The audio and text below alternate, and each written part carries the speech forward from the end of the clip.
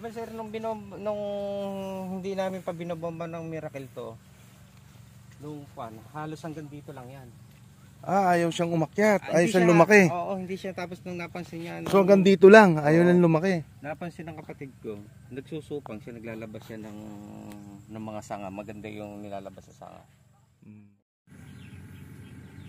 Magandang araw mga kabukid. Nandito tayo ngayon sa Barangay Burol ng Natividad. At binisita ko po itong taniman. At talaga namang ako'y mangha sa kanyang mga kwento. So patutunayan natin yan mismo. Sir, good morning. Good morning, good morning. Good morning, ayan. So sir, ano experience mo sa ating Miracle Foliar? Malaki naman ang talagang effective, maganda. Maganda. Kasi medyo nung pagkayari ng bagyo, talagang medyo lugbok na yung gulay namin. Nung in-spray namin nung 2 days, doon namin naramdaman yung malaking pagbabago. Talagang ito kamong patolang kinis nyo ay hindi ka mo nagbibigay ng bunga. Hindi nagbibigay ng bunga. So ngayon parang maraming bunga. Isang supot lang. Ay nung dalawang sunod nang pumipitas ng halos kulang 10. Wow. Kaya nagtaka rin yung kapatid ko na Kuya Lando, ikaw para ikaw naglabas ng bunga ng pinagbobomba ko kasi pag minatitira ako ng sa sitaw at saka sa pipino, hinahapyawan ko. Ay nakita nila yung naglabas din talaga nako. Tsaka sa kamatis. Nagbigay din siya ng maganda. Oo, naglabas din ng kasi after nung pagkabagyo, talagang patay na yung talbos. Patay na. Sabi ko, nung bumili nga ako sa iyo noon, sprayan mo tika ako. 2 days, napansin niya na nagsupang, naglabas ng bulaklak. Ayun. So tignan natin mamaya sir. So bisitahin muna natin yung sitaw mo. Ayan, pakinggan ko natin. Talaga. Ganda ng pipino. Kuan na yan sir, halos nagaganyan na yan kasi bumagsak na sa kuan Bunga. Bumagsak siya sa lupa, tapos napagbubugbog talaga sir ng hangin. Ganito na dapat tsura niya, no?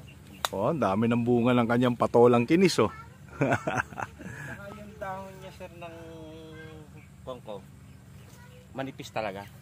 Hindi ka ba sir nakatipid sa insecticide o nagbigay ginhawa naman? Ibig sabihin hindi tayo masyadong gumagamit ng insecticide dito. Gumagamit pa rin kami ng insecticide kasi yung iniiwasan din talaga namin sa yung mga uod, yung mga kwan. Pero nakabawas tayo, hindi naman? Nakabawas din naman. Nakabawas. Sa foliar, talagang effective talaga siya sa yung Miracle. Iba yung entrada niya. So bukod ba sir sa mga sa miracles natin, ano pa ba natin yung ginagamit na mga foliar? Pangkaraniwan namin kasing ginagamit lang sir na foliar yung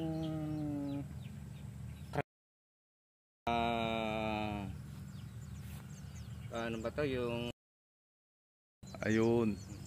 Kundi siya sir pero sa effective ng malaki talaga ang na ramdaman ko sa gulay ko.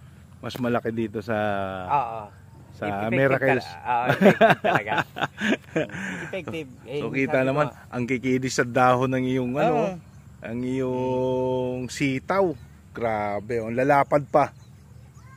Kaya nung kuwan nga, sabi ko, huwag mo nang bombahin ng Miracle at baka tumabal.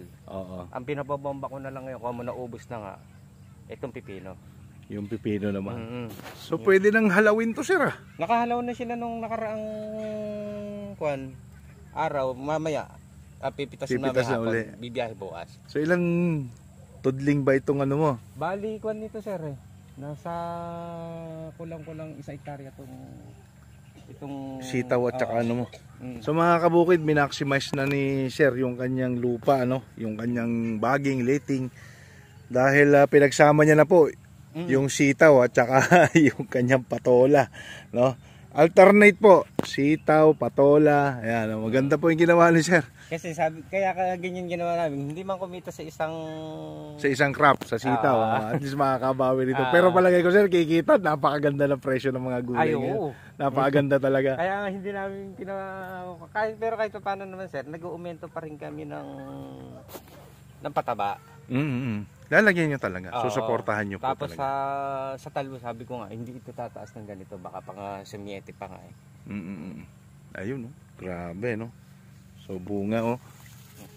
Hahalaw daw po sila ngayon, mga kabukid. Siguro sa tansya namin, Arpipitas. nasa mga kulang 20 to. 20 bundle. Oo. Wow! Grabe, congrats!